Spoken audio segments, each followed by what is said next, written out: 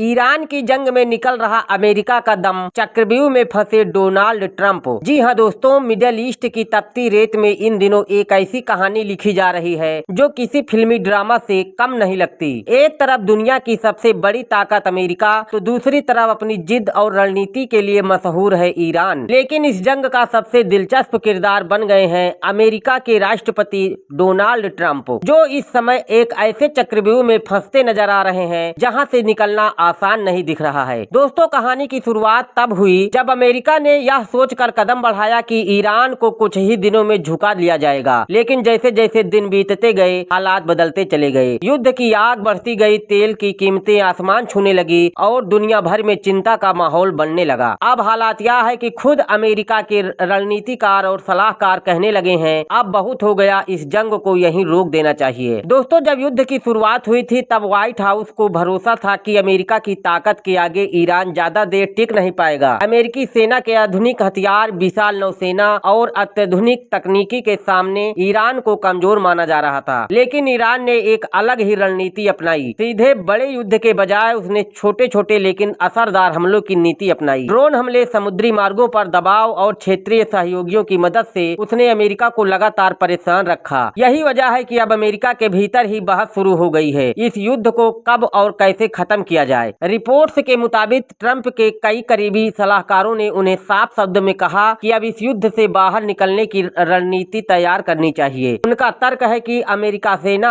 अपने कई सैन्य लक्ष्य हासिल कर चुकी है। ऐसे में अगर युद्ध लंबा खिंचता है तो जोखिम बढ़ेंगे और फायदा कम होगा, नुकसान ही होगा। सलाहकारों का कहना है कि अगर यह संघर्ष महीनों तक चलता रहा तो अमेरिका का सिर्फ सैन्य ही नहीं बल्कि आर्थिक और राजनीतिक नुकसान भी उठाना पड़ सकता है। यानी व्हाइट हाउस के अंदर ही एक तरफ से शांति पक्ष और युद्ध पक्ष के बीच खींचतान शुरू हो गई है। वहीं इस पूरे युद्ध का सबसे बड़ा असर दुनिया की अर्थव्यवस्था पर दिखाई देने लगा है। मिडिल ईस्ट दुनिया का सबसे बड़ा तेल सप्लाई क्षेत्र है। जैसे ही युद्ध की आहट तेज हुई, वैश्विक बाजार में तेल की कीमतें तेजी से बढ़ने लगी। कई मौकों पर कच्चा तेल $100 प्रति बैरल से ऊपर पहुंच गया। इसका असर सिर्फ अमेरिका ही नहीं बल्कि भारत समेत पूरी दुनिया पर पड़ सकता है। महंगाई बढ़ सकती है, पेट्रोल डीजल महंगे हो सकते हैं और वैश्विक व्यापार पर भी असर पड़ सकता है। यही कारण है कि ट्रंप के कई आर्थिक सलाहकार भी इस युद्ध को जल्द खत्म करने की सलाह दे रहे हैं। अमेरिका की राजनीति में युद्ध हमेशा बड़ा मुद्दा रहा है। इतिहास गवाह है कि कई बार लंबे युद्धों ने अमेरिकी राष्ट्रपतियों की लोकप्रियता को नुकसान पहुंचाया है। हालांकि इन सारी चिंताओं के बीच ट्रंप ने सार्वजनिक तौर पर यह संकेत दिया है कि यह युद्ध ज्यादा लंबा नहीं चलेगा। ट्रंप ने साफ कहा कि अगर ईरान वैश्विक तेल सप्लाई को बाधित करने की कोशिश करता है, खासकर स्ट्रेट ऑफ हार्मुज को बंद करने की कोशिश करता है,